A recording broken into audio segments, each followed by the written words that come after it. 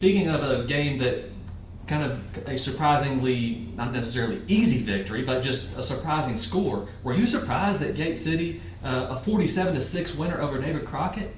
I think going into it, Gate City winning was not necessarily a surprise, but the way in which they did it certainly was. And on the offensive side of things, they were just able to run the ball at will. And Corey Burgess really had a very solid game for Gate City. Over 100 yards rushing, caught a pass, had over 100 yards in punt returns as well. So he was really able to shorten up some fields for some Gate City drives, and not like they really needed it. But yeah, it was just a very dominant physical performance for Gate City. They had a total yardage edge of 292 to 83.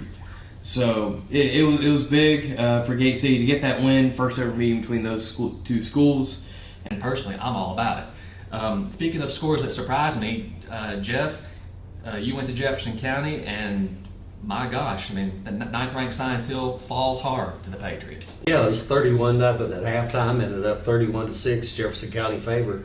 They fumbled the opening snap and then had a terrible game, really recovered some in the second half and drove the Science Hill down the field for a final touchdown, there on the last drive. But, in the first half, they only had one first down the entire first half.